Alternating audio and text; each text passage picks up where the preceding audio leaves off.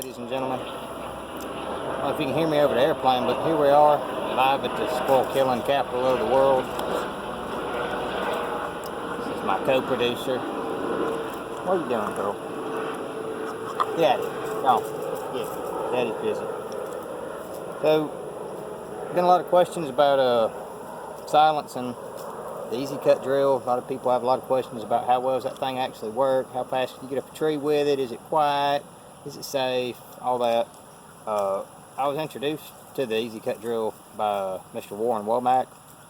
He's kind of a personal hero of mine. He's one of the only guys I know of that's doing the same type of hunting that I'm doing in the same type of area I'm doing. He's from Louisiana, I'm from Alabama, but we're both hunting kind of the Gulf Coast.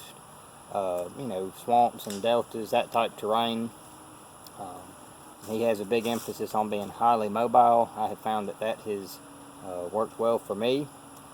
I started that type of hunting back when I was in college, and was doing it with just a three-legged stool and just, you know, bouncing from place to place all the time. And it's really hard to carry. Even sticks in a saddle, a lot of the stuff guys have on the Saddle Hunter forum, it's too much. Down here the underbrush is so thick and the terrain is so uneven, the mud and the cypress knees, climbing up and down muddy banks. Weight and bulk is just killer. So this EZ Kut Drill, he mentioned it in one of his videos, was the first time I'd ever heard about it, and I promptly went out and I ordered one and I played with it. I've come to love it. This is by far my preferred climbing method. I bought spurs and thought that was going to be my go-to this year, but me and spurs are kind of off to a rocky start. I can climb with them just fine. I just think they leave something to be lacking in the safety area. I hear way more stories of people cutting out with gaffs than I do people falling off of bolts. So for anybody who, for whatever reason, isn't familiar with the EZ Kut Drill yet, basically it's just a little folding manual drill bit, and you stick a 3/8 inch bolt into the hole that you drill in the tree, and you climb on that. And that grade 8 bolt is a lot stronger than any of your lone wolf steps or your hawk helium steps. Grade 8 steel is some super tough stuff. It's very strong. It don't weigh a whole lot. It don't pack a whole lot. You can see that drill and 8 bolts. I can just about fit them all in my back pocket and climb with them. So, but the big question, the reason I'm doing this video, is when I first got this drill, the big turnoff to me was, I don't know why you can hear it in the camera. It's got a little rattle to it. So, and that's kind of aggravating. Just loose metal. And even stealth stripping it, I'll show you my version that I eventually come up with. Stealth stripping one on the outside helps a little bit, but I made some washers. I originally bought some nylon washers and they were too thick. So if you can see, that's actually a piece of a milk jug cut. I put one right there, and I put one right there. I put one in between the handle bolts. I haven't done these, haven't really seen a need to. But I stealth stripped and did electrical tape inside and outside, and I just kind of wanted to do a little side-by-side comparison. Both of mine also widened that channel, so you can get the bit in and out a little bit easier. Just bend it a little bit. Just worked on it with a pair of pliers until it comes open and closed easy. I really like it. But you can see side by side. You can see. I don't know if you can hear anything, but that don't make no noise versus.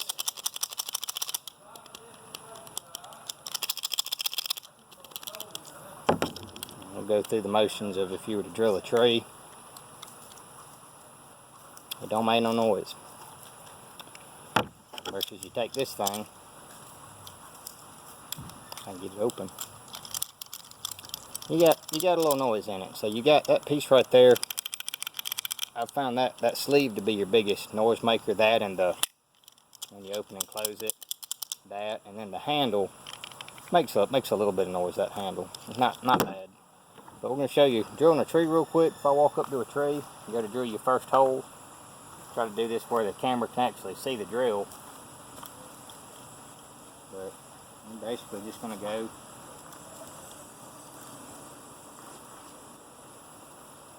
start cranking on it. Now we got a bite. And it takes usually about 40-50 cranks, but they are super easy compared to drilling an Ameristep. It'll catch and slip, and pull it out. Stick your bolt up in there. Once that's in there, it's not going anywhere. So all this stuff, it fits in a really small pack. It's about the size of my cell phone, a little thicker, and it's super quiet. I was drilling trees out this morning, scouting. I live on the river, got an island across from me, and doing a little looking. Not super thrilled with it. Found a water moccasin. So if any of y'all got a good recipe for water moccasin, let me know, because we might be in business. But yeah, that, I mean, you can't beat, you look at that package, that's a 6-inch bolt. That's 6 inches. And I think all my bolts, when I weighed them, the bolts are a little bit shy of 4 ounces a piece. So I mean, you're looking all total, you're looking at 3 pounds for your climbing system.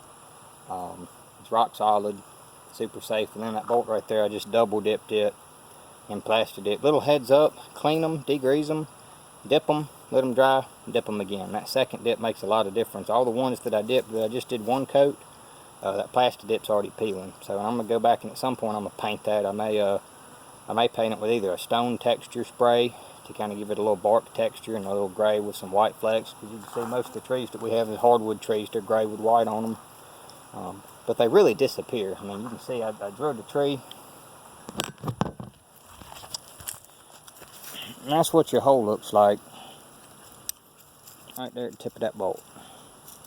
Right there. So that's your hole.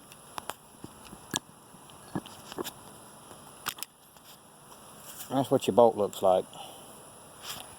So they don't stand out real well. Nope, nobody's going to find your tree and hunt it. You can get up a tree. If it's got limbs, you can go over and around them. You know, and when you're in the tree, if somebody was to walk underneath you, I have that happen. Not a lot, but it usually happens once or twice a season. I'll be set up, people will walk by me, and it can be aggravating sometimes, but I have found that, that's generally a good thing rather than a bad thing. If you let somebody walk by undisturbed, they don't know you're hunting the area, so they don't get any bright ideas about coming back and hunting it later. You know, a lot of times if they're hunting it and deer hear somebody leave, I'm a big believer deer don't know how to count.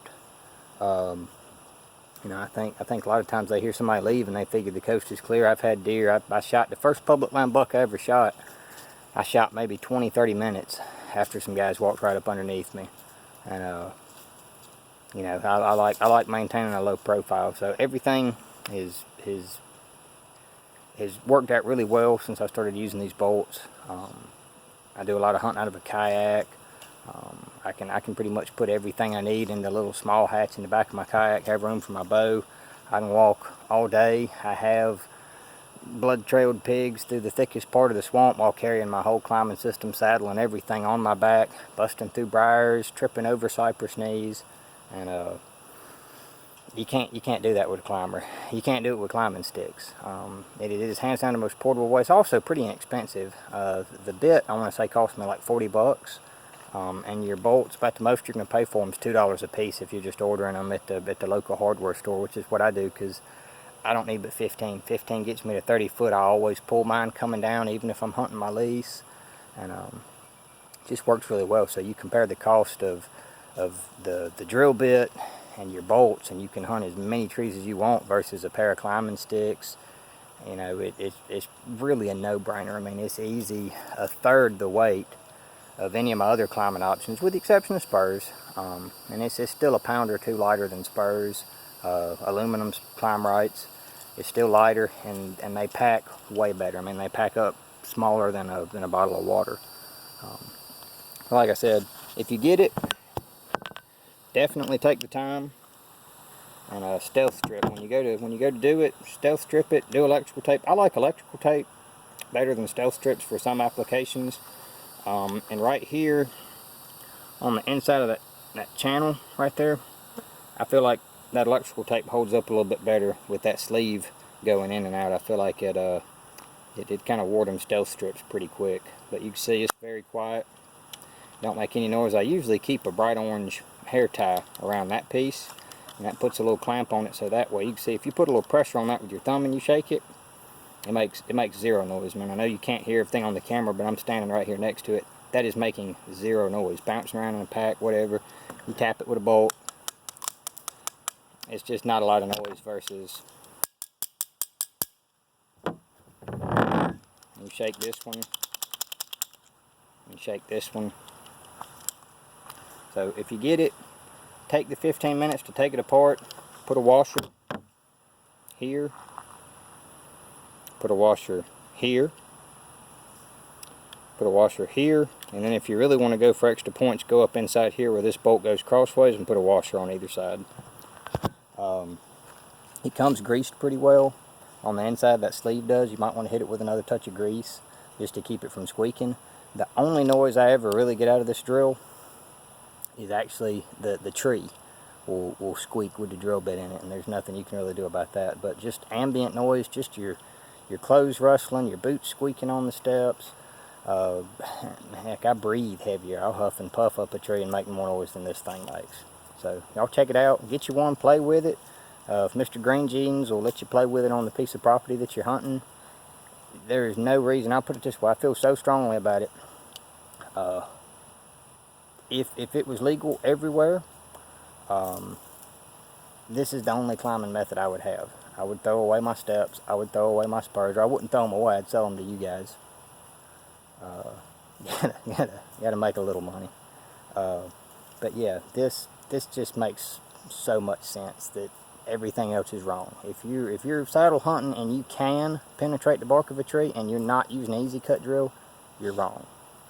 So, peace out.